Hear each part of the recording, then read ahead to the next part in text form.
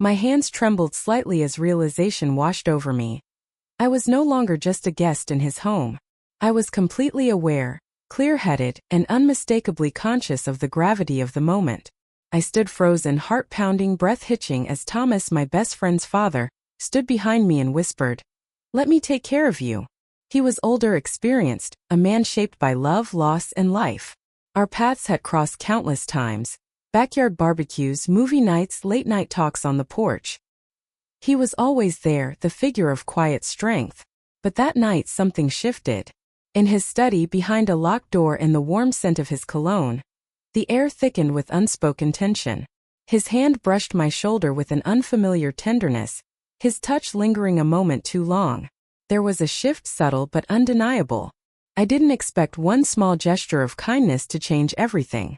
But before I take you further into this complicated story, I want to pause and say thank you to everyone joining me on this journey. Your support matters. If you haven't already, consider subscribing. It breathes life into these stories and fuels the conversations we share. This space is for all of us. Your thoughts are always welcome in the comments below. Let's continue. My name is Madison. I was 23 when everything began. I had just stepped away from nursing school, the weight of tuition and life pressing down on me. I worked long hours at a tired diner off Highway 280 in Birmingham, Alabama, its neon sign flickering like a heartbeat in the night. On the nights I didn't work, I sought comfort in the home of my best friend Lauren. She was bold, carefree, and came from a world of abundance. Her father, Thomas, owned several businesses, and there was a lakeside cabin that held countless memories from our youth. Thomas was the kind of man who wore his grief behind quiet eyes. Since the passing of his wife, he had changed, more introspective, more tender. There was an energy around him, a pull that defied explanation.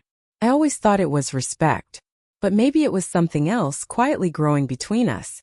I remember the first time he reached out. I was on the porch, a notice from my landlord in hand, the fear of losing everything pressing in. Lauren was inside, lost in her music.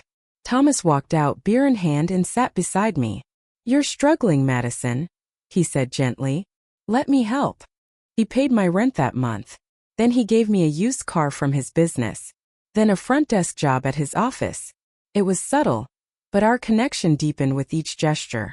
Still, I never imagined where it would lead. One late night, as I worked through paperwork in his study, I dropped a pen. As I reached to grab it, I felt his presence behind me. His voice, quiet, close, said, "There's something extraordinary about you, Madison." I turned, and his eyes met mine. Something passed between us. I didn't move away.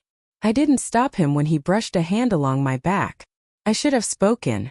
I should have drawn a line. But I stayed. That moment became many gentle touches, private conversations, a hidden bond that no longer felt innocent. He began inviting me to his lake house. Quiet escapes. Weekends where the outside world faded. He gave me gifts, covered tuition payments, bought me new clothes, perfumes. It all felt surreal, like stepping into a story that wasn't mine. And still I didn't walk away. Lauren, oblivious to everything, thought her father was simply helping me get back on my feet. "He treats you like another daughter," she laughed once. If only she knew how complicated that truth had become. Thomas told me I made him feel alive again, that I brought back a sense of purpose. I believed him. I wanted to believe him. But over time things changed. He grew controlling, curious about who I texted, uneasy with my closeness to Lauren. "Keep your distance," he once whispered.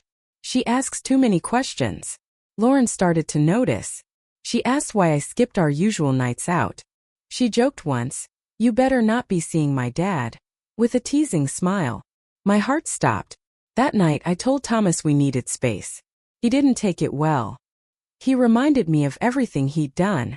And then, like always, he handed me another gift.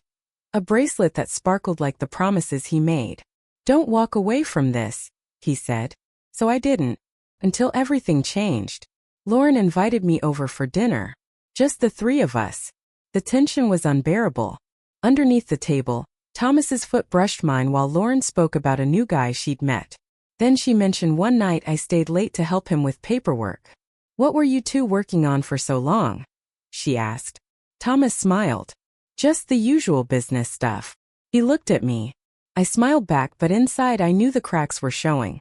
2 weeks later, the truth came out. Lauren found the messages, the receipts, everything. She called me, not yelling, just quiet. "I trusted you," she whispered. "You were family." Then she hung up. We never spoke again. Word spread quickly. Friends withdrew. The whispers started. I lost the one friend who truly mattered. And Thomas? He disappeared just as quickly. He said we needed distance. He said it was for the best. The gifts stopped. The trips ended. The silence settled in. I was left with the consequences. Back at the diner. No degree. No best friend. Just me. But something shifted. I channeled the shame into purpose. I re-enrolled in school on my own. I worked harder than ever. And I began sharing my story. Not for pity, but to say this: some offers come with a cost. Thomas wasn't the villain. He was a man lost in his own grief. But I was the one who chose to stay when I knew better. Who traded sisterhood for secrecy. Who mistook attention for affection. And I paid the price. If someone offers to save you in the shadows, be careful. They might not be reaching for your hand. They might be reaching for your silence. To anyone listening, protect your heart, your voice, your truth. Thank you for being here. Thank you for listening. Now I'd love to hear from you. Do you think I made a mistake from the start? Was Thomas truly aware of the impact of his actions? Let's talk in the comments. And if you haven't subscribed yet, now's your moment. Your support keeps these stories alive. Until next time, stay honest, stay brave, stay you.